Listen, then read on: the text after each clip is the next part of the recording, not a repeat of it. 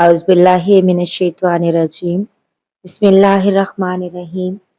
हज़रत अनस रज़ी अल्लाह ताला अन्हो से रिवायत है कि मैंने रसूलुल्लाह सल्लल्लाहु अलैहि वसल्लम को मस्जिद में पाया। आप सल्लल्लाहु अलैहि वसल्लम के पास और भी कई लोग थे। मैं खड़ा हो गया तो हज़रत सल्लल्लाहु अलैहि वसल्लम ने मुझसे पूछा कि क्या तुझको अबू तलहा ने भेजा है? मैंने कहा जी हाँ। आप सल्लल्लाहु अलैहि वसल्लम ने पूछा खाने के लिए बुलाया है? मैंने अर्ज की कि जी हाँ। तब आप सल्लल्लाहु अलैहि वसल्लम ने अपने करीब मौजूद लोगों से फरमाया कि चलो। सब हजरात चलने लगे और मैं उनके आगे आगे चल रहा था। सही बुखारी हदीस नंबर 422।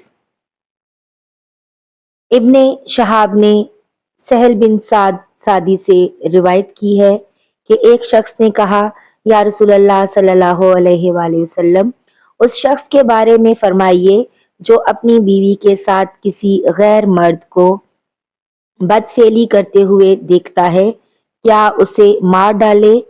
आखिर उस मर्द ने अपनी बीवी के साथ मस्जिद में लान किया और उस वक्त मैं मौजूद था।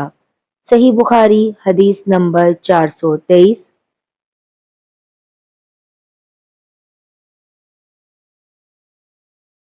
मोहम्मद बिन रबी ने उतबान बिन मालिक जो नाबीना थे से रिवायत किया है कि नबी करीम सल्लल्लाहु अलैहि वसल्लम उनके घर तशरीफ लाए।